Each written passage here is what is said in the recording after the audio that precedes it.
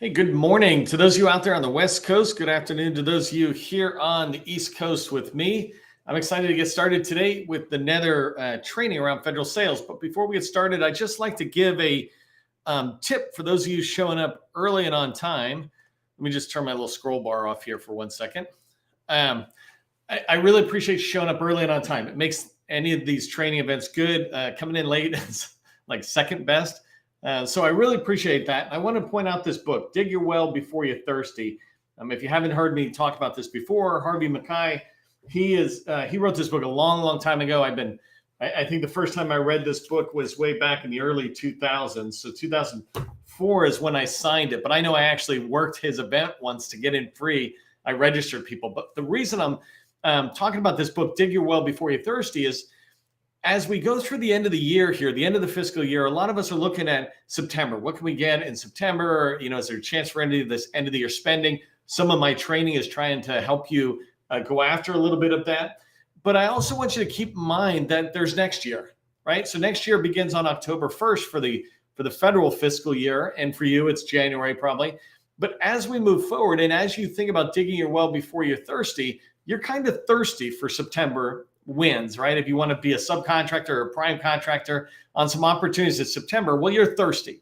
But if you look at next year and what you're trying to accomplish next year and some of the out years, if you start networking now, you'll be able to have those relationships in place for next year. So just always keep in mind when you're meeting people, you're networking, you go into events, make sure you remember to dig your well before you're thirsty, and you'll have those relationships in place when it's important for you to have access to them.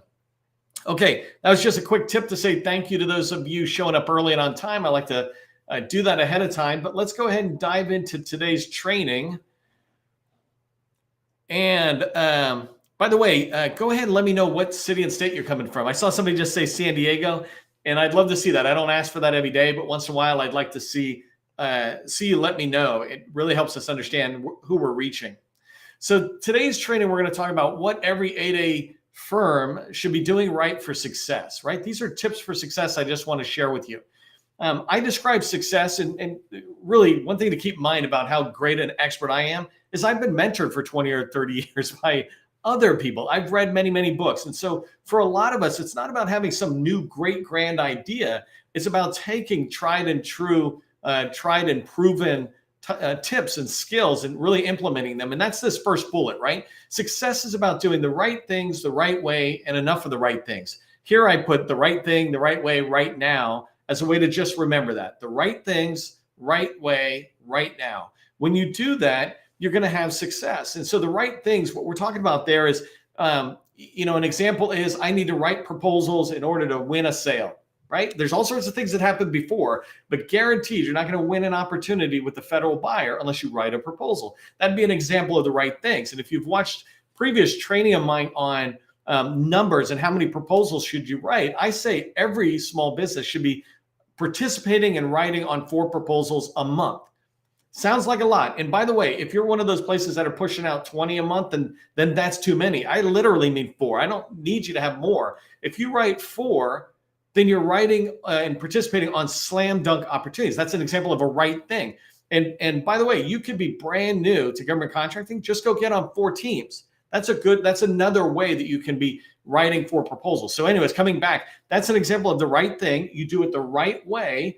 Make sure you're following the process the buyer wants, your teammates want, et cetera. And then you do it over and over again at a sufficient amount. And we'll talk about some of that in today's training. Another thing I want you to pay attention to is, it's one thing to do the right thing the right way. It's another thing to understand which right thing am I doing. And that's this picture I put in here. It's an old, experiment or something that you walk through as a class sometimes where you're doing time management. You're really trying to pay attention to how am I managing all the tasks that are on my plate. And the idea is to put the big rocks in first.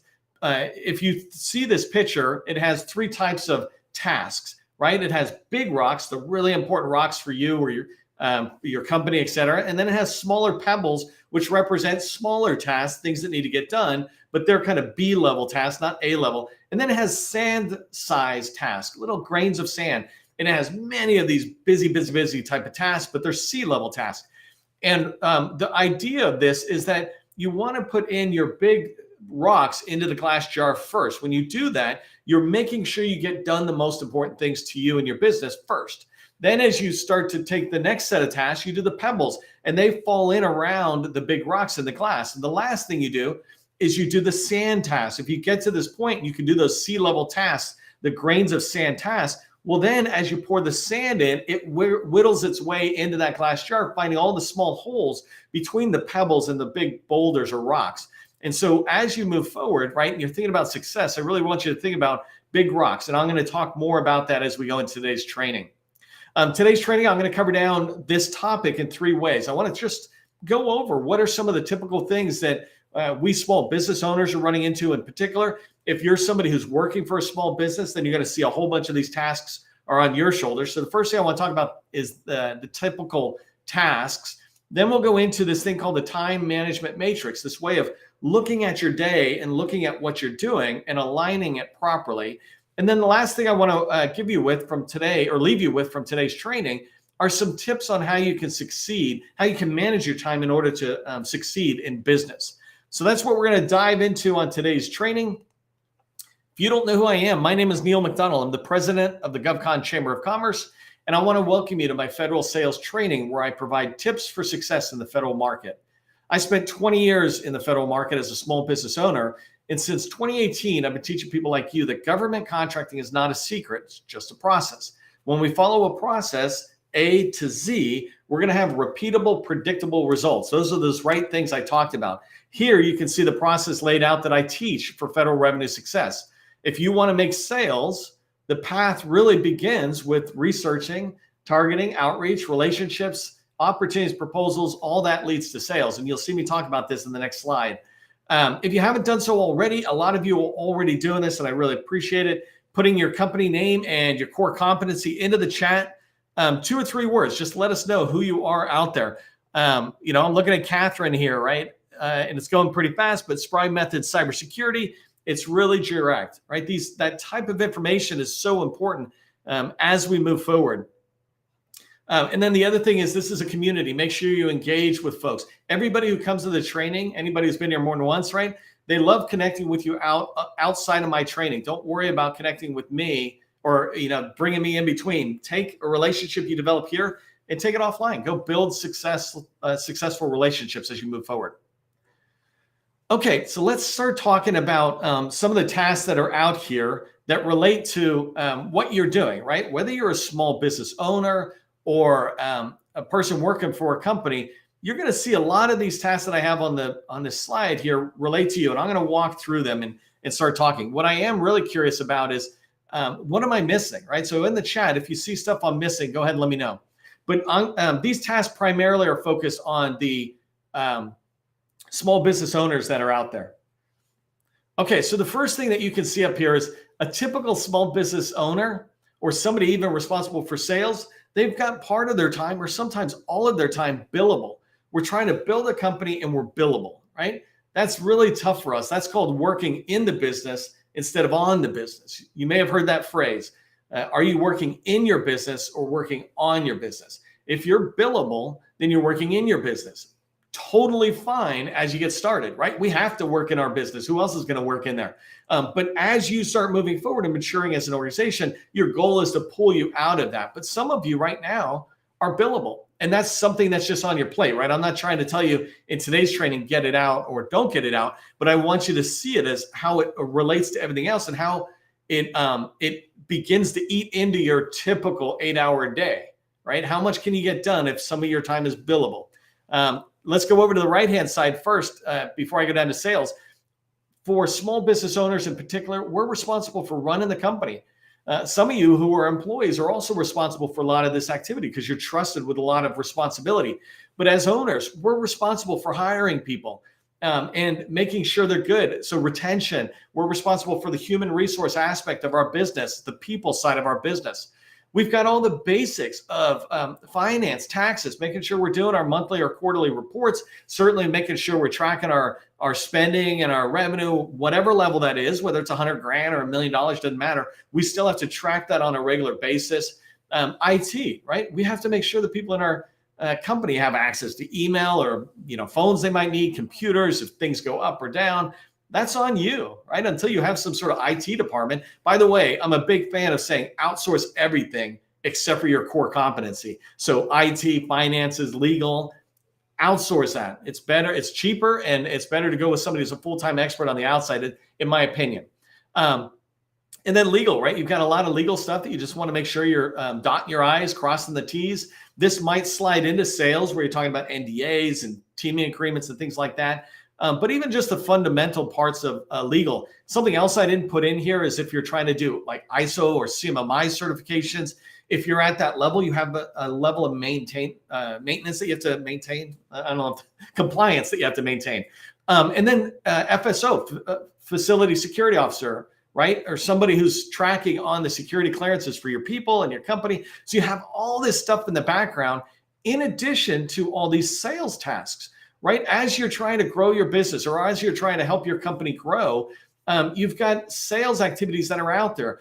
You're trying to decide, which agency do I go into? I need to learn about that agency. I need to understand who the people are, maybe who some of the teaming partners are, et cetera. I need to understand their strategic plans and the direction they're trying to go. Maybe research the challenges the agency's facing that my products and services might be able to address. I need to be looking for opportunities, right? So research is about looking at the forecast that they have or attending events and hearing about it.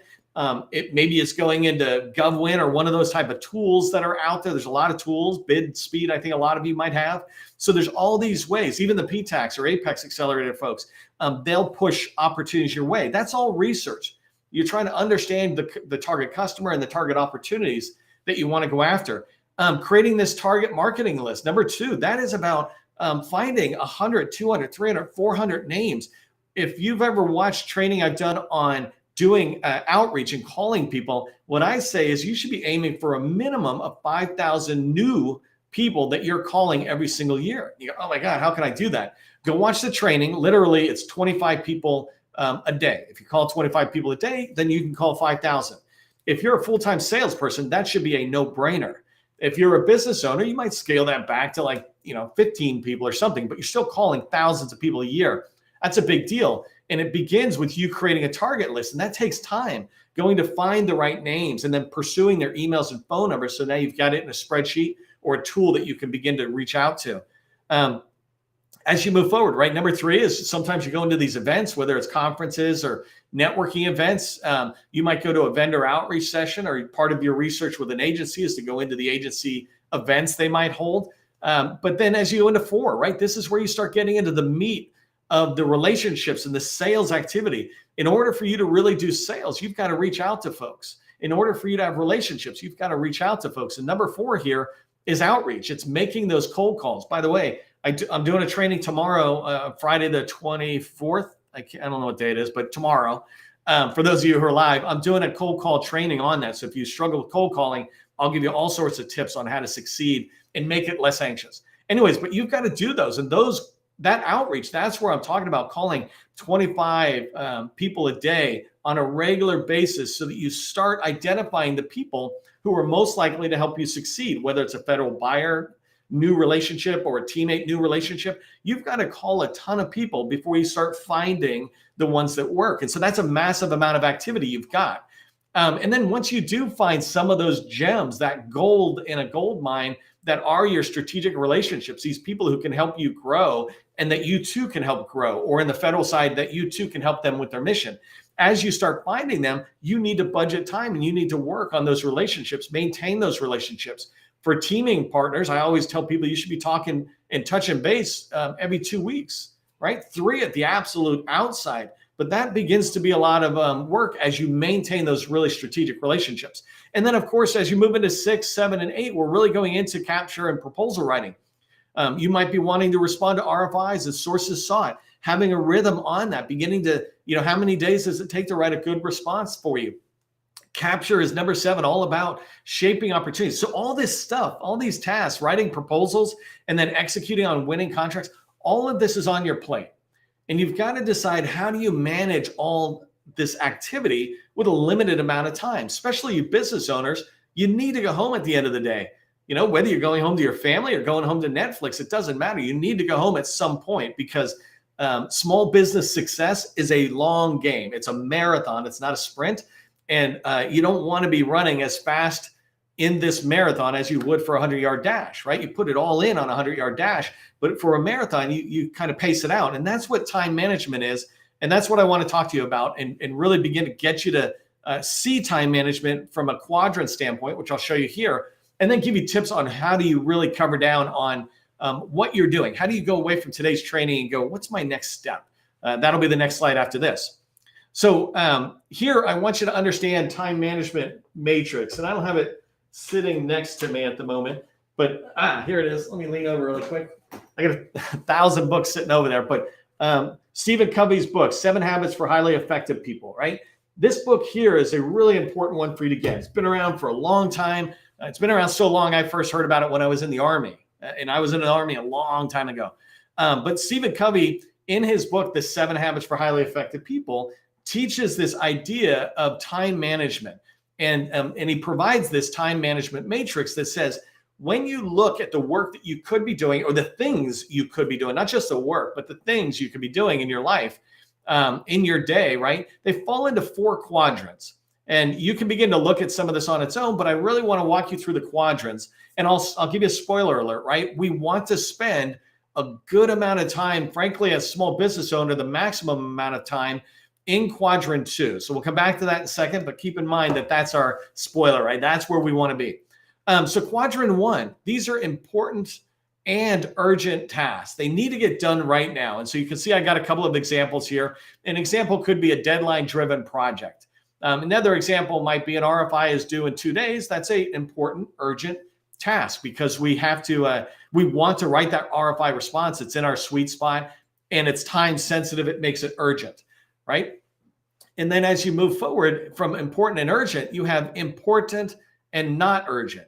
And that's a big deal, right? That's where we tend to not do stuff, is when it's not urgent, we tend not to do it because all this crisis gets in our way, et cetera. And I'm going to come back and really give you some tips on how to be able to do stuff that is important and not urgent. For example, you see me putting here business development capture. Actually, proposal development, that's a big one early on. When it gets closer to the RFP drop-in, now it moves over into quadrant 1. But relationship building, that's a classic example of something that's important, but not urgent. You have to put the time and energy into that to drive that forward. And then as you come down here onto quadrant 3, these are things that they're urgent, but they're not important at all. So an example from a business standpoint or meetings, look at the meetings you have and go, am I doing stuff? I have a lot of customers and a lot of stuff I do. I don't have anything in my mornings. I never schedule anything in my morning on a recurring basis because it generally means I get too much on my calendar and I'm probably doing things that are not important, but they're urgent now because they're on my calendar. But because I keep my mornings free on demand, I can say, oh, to the customer, sure, let's meet tomorrow morning. I can give you 15 minutes. I can give you 30 minutes. I'm able to do that because I'm managing my time. And so some of those meetings that you have on your calendar, that's a great example of what I would recommend you do from a business perspective is look at that and go, do I really need to be having all these meetings recurring on my calendar? And so this idea of not important and urgent, you'll see that I put matchmaking. This is personal preference, personal recommendations. What I always tell people is, look, I'm going to give you my recommendations and I will not feel bad if you accept them or don't accept them, right? Either one's fine with me. My job is to, and you're paying me right now to give you this free advice of do this. And it's up to you to decide whether you want to do it. But matchmaking, the reason I put it as urgent, not important is because it's urgent. It's an event with a date, but it's not really that important because people look at matchmaking for relationship building. And what I say is pick up the phone. If you know that you want to get into HUD and you want to sit there and build relationships, don't wait for a matchmaking event where you get to pick from, 8 to 20 people or something, and they're random people. Instead, sit there and say, I want to meet every chief data officer at HUD. I want to meet every mortgage expert or something at HUD. And then go find their names and their emails and their phone numbers and pick up the phone and call them. Right now, we're at end of the year spending, right? You would think contractor officers are super busy. We are still helping our customers get into, one customer in particular, getting in over and over into the acquisitions shop, into the contracting officers to have introduction meetings. And, we're still having good success, 70, 80%. You can do that as well. And that's why I say don't do matchmaking. Anyways, and then quadrant 4 is just a complete waste, right? It's not important. It's not urgent. Hopefully that stuff makes sense. If your phone rings, that's quadrant 4. I don't care who it is. Even if my wife is calling, and I say this sensitively, right? My wife understands that if it's urgent with her or it's important, that she texts me because I'll look and I'll see it. But if she's calling, then she's got time to chat or something. And you might go, oh, what if there's an emergency? Well, if there's an emergency, it's easier to text 911, right? And it comes right to me. And so that idea of picking up your phone, right? I use a drastic example there, but imagine you just pick up the phone, 9 times out of 10, it's spam. And that one time it's not spam, it probably could have gone to voicemail and you could get it later in the day when you're managing your emails and your phone calls. So right here, you see these quadrants, right? And this is a really important thing for you to keep in mind as you're trying to figure out, what am I working on? Am I working in quadrant 1 and 2? That's where I really belong. And then as you move forward, as a business owner in particular, we want to get you out of quadrant 1. Most of what happens in quadrant 1, you can eventually delegate. Eliminate, delegate, or automate is the phrase, right? So at some point, quadrant 1 can begin to be a minimal amount, 20% of your day, let's say. And quadrant 2 begins to take up a huge portion. But rarely should you ever be in quadrant 3 or 4, right? Hopefully that makes sense. And I can't see the chat. I'll come back later and see if some of you are putting in, yes, makes sense. So as we move forward to this last slide, and I really try to give you some exiting tips, think about the quadrant, and here's what I want you to remember, right? Stephen Covey, I said the time matrix, and again, 7 habits for highly effective people. In here, one of his habits is begin with the end in mind. And this is what I want you to do as you think about, what am I going to do today? What am I going to do the rest of the day? Is think about, what are you trying to achieve? Are you trying to make sales? Are you trying to get revenue because you don't got any money, you need to get revenue? You have to have the end in mind. And when you do, you'll begin to have a set of processes that you can define, process steps that back up. So an example is, if I want federal sales and I want to make sales over the next, let's just say the next 4 months, right? The end of the calendar year, 2023, I want to make enough sales that I am pretty much guaranteeing the money, the revenue that I want for 2024. That gives me about a 4-month window in 2023 to try to close deals. That's perfect. How much money do I want, right? If I say I want $1 million, well, then I need to write 4 proposals at least that are at least $1 million each. And the reason I say that is because you typically win 1 out of 4 proposals when you write to slam dunk opportunities that you should win, right? If the contracting officer was wise. Okay, so you got sales. If I begin to back up, right? I need to write proposals. In order to write proposals, I need to have slam dunk opportunities. And slam dunk opportunities, yes, you can hear about them in SAM or whatever, but really you hear about them from strategic relationships, right? So I begin to back it up and I say, over the next 4 months, am I doing enough of the right activities that will enable me to be able to get 4 proposals out a month to drive towards that win that I'm looking for? So this idea of begin with the end in mind. Maybe what you want is just, I want to build relationships. I just want to get in the door. Whatever it is, you got to write down or determine that goal so that you can back up from there. He has another habit. It's called put first things first. And this goes with another book that's out there and another idea of knowing your one thing. And the idea of first things first is literally looking at the stuff that has to get done and go, well, what needs to get done first, right? If my office stinks and it's, there's flies going around or something, do I need to attack the flies? Do I attack this? No, the first thing I need to do is to take the plates of food that I have in my office and take them down to the office cafeteria. That's a bad example, right? But you get my point. Like, what's the first thing you should be doing? And in sales and in business, there's the same thing, right? If you want sales, then the first thing you need to do is to identify opportunities. But if you have no way of identifying opportunities, then you're learning that you need to go back. And so what I want you to begin to get good at is ask yourself, what's one thing, right? When you're trying to determine what is the first thing that you would do first, what's one thing that you could do that if you did it, it would make everything else easier or even unnecessary? What's one thing that you could do today that if you did it, it would make everything else in the day unnecessary or easier, right? Think about that from today for this week. A lot of us are trying to sit there and pursue end of the year spending, right? So that this month, what's one thing I could do this month that if I do it, it'll make everything else easier or unnecessary, right? And so something that I could do that would make everything else easier potentially is I could take my DSBS profile and I could go register it in 100 different, or let me drop that down to like 30 different federal agency supplier portals. HHS, they have their own supplier portal, right? That might be one thing I could do where I say, you know what, I'm not even visible to buyers.